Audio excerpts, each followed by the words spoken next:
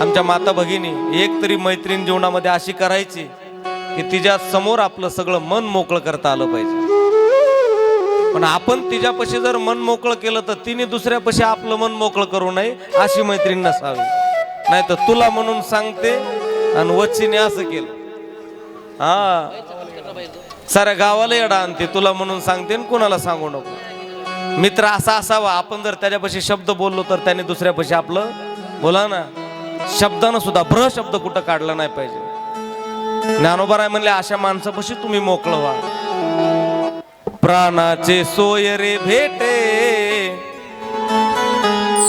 जीवी भूतली संकटे, तेथ निवेदिता न वाटे संकोच काही।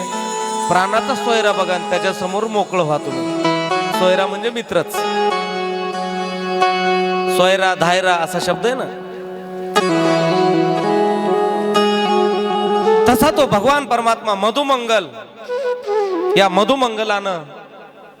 मधुमंगलाचं उष्ट ताक भगवान परमात्मा काय करायला लागलेला आहे, बोला की प्यायला लागलेला आहे। आणि या भगवान परमात्म्यानं उष्ट ताक पिताना ब्रह्मदेवानं पाहिलं। कुणाला? कृष्णाला हे उष्ट ताक पिताना ब्रह्मदेवानं पाहिलं। आणि ब्रह्मदेवानं पाहिल्यावर ब्रह्मदेव म्हणला काय माणूस आहे बुवा ह्यो? माणूस म्हणण्यापेक्षा याला लोक देव म्हणतात। कुणाला? कृष्णाला देव म्हणतात। आणि देव असा असतो का कुठं? कसा? उष्ट ताक पिणारा हा कशाचा देव आहे? ब्रह्मदेव म्हणला खरंच देव आहे का कसा? याची आपण काय घेतली पाहिजे?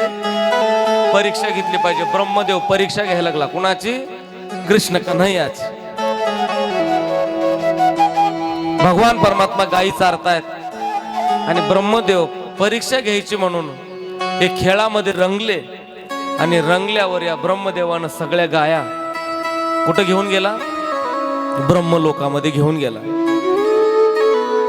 आणि हे सगळीकडे खेळण्यामध्ये दंग झाले।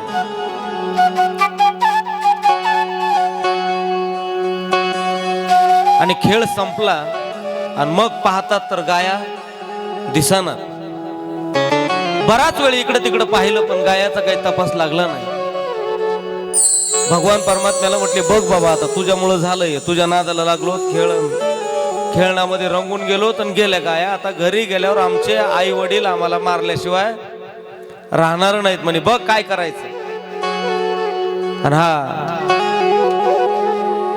कृष्ण कन्हैयानं दररोजच्या सारखं अशा गाया लांब गेल्या की बासरी वाजवावी आणि त्या गाया लगेच जवळ याव्या। तसं त्या दिवशी भगवान परमात्मा बासरी वाजवू लागला।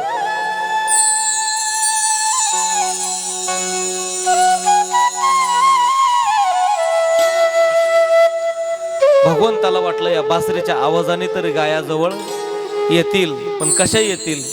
गाया तिथं नव्हत्याच। गाया कोणी नेल्या? ब्रह्मदेव घेऊन गेला। भगवान परमात्मा म्हणला बासरी वाजूनही येत नाहीत। आता भगवान परमात्मा गायी शोधण्याच्या दिशेनं निघाला। आणि बराच लांब गेल्यावर ब्रह्मदेवानं देवाला लांब जाऊ दिलं। आणि लांब गेला की पाठीमाग गोपाळ सुद्धा ब्रह्मलोकामध्ये या गोपाळांना सुद्धा घेऊन गेला। पण तो कृष्ण कन्हैया आहे, न सांगता तुम्हा कळो येते अंतर, विश्वी विश्वांबर परिहारची न लगे। भगवंतानं लगेच ओळखलं 100% हे ब्रह्मदेवाचं काम नाही। म्हटले काय अडचण नाही। भगवान कृष्ण कन्हैयानं जशाला तशा परत गाया बनवल्या, जशाला तसे गोपाळ बनवले। आणि संध्याकाळी या सगळ्या गायी सगळे गोपाळ गोकुळामध्ये परतले।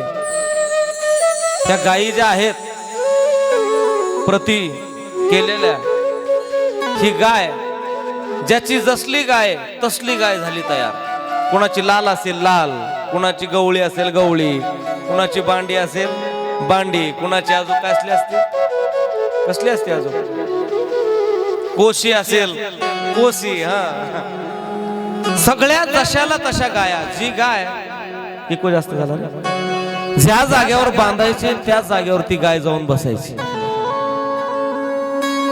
कुणाला काही संशयाचं काही कारण नाही. हे जसे गोपाळ तसेच गोपाळ ते त्यांच्या घरी जायचे. ब्रह्मदेवाला 1 दिवस झालं, 2 दिवस झालं, 3 दिवस झालं. ब्रह्मदेवाला वाटलं 100% आता या कृष्णाची या गोकुळवासियांना फजिती केल्याशिवाय राहिली नसेल. आणि ब्रह्मदेव बघण्याकरता आला की आता हा काय हाल हवाल आहे. ब्रह्मदेव आला आणि पाहिल्याबरोबर सगळं जशाला तसं गोकुळ आहे. जशाला तशा गाया दररोज चरायला जातात, घरी येतात, गोपाळही तेच आहेत. ब्रह्मदेव आश्चर्यचकित झाला. पण ब्रह्मदेव इकडं हे गोकुळ बघायला आला की भगवान परमात्म्यानं तेवढाच संधिकाळ साधवला आणि भगवान परमात्मा ब्रह्मलोकामध्ये गेले. जरा बारीक आहे का बरं. आणि ब्रह्मलोकामध्ये गेल्यावर कृष्ण कन्हैया त्या ब्रह्मलोकात ब्रह्मदेवाचं स्वरूप धारण केलं. आणि कृष्ण कन्हैया ब्रह्मदेवाच्या गादीवर जाऊन बसले. आणि तिथं बसल्यावर त्या लोकांना काय सांगितलं, हे बघा म्हणले, ऐका, सध्या जरा बहुरूपी जास्त आलेले. हे कुणी कोणाचं सोंग घ्यायला लागलेलं आहे. कुणाला बळी पडू नका. जरी आपल्या दारात एखादा माझा वेश जरी धारण करून आला तरी त्याला घरामध्ये प्रवेश देऊ नका. तुम्ही जरा तत्पर राहा. आता राजा बोलेन दल आले. यांना काय कळालंय ब्रह्मदेव का कृष्ण आहे. सगळा पहारा कडक लावला. आणि कडक पहारा लावून ब्रह्मदेव वापस आला. कुठं? ब्रह्मलोकामध्ये. आणि डायरेक्ट आतमध्ये घुसणार तेवढ्यामध्ये द्वारपाळाने द्वारामध्ये अडवलं. कुणाला? खऱ्या ब्रह्मदेवाला. हो, कुठं निघाले? ब्रह्मदेवाला शॉक बसल्यासारखंच झालं. कुठं निघाले? अरे राजा आहे मी इथला, आस्ताल. आमच्या मालकानं सांगितलंय बहुरूपी आलेत म्हणून, आतमध्ये कोणाला सोडायचं नाही. अरे मी मालक आहे. मालक आहे असला कसला मालक आहे. आम्ही आत तुम्हाला जाऊ देणार नाही. आणि मग ब्रह्मदेवाच्या लक्षात आलं, अरे हे कृष्ण कन्हैयाचीच ही लीला आहे. आणि मग ब्रह्मदेव भगवान कृष्ण कन्हैयाला शरण गेले. देवा, मी नाही तुम्हाला ओळखू शकलो. आणि भगवान परमात्म्याचं दर्शन घेतलं. म्हणजे ब्रह्मदेवाचा सुद्धा कृष्ण कन्हैयानं अहंकार काय केला. ब्रह्मदेवाचा सुद्धा अहंकार भगवान कृष्ण कन्हैयानं घालवला.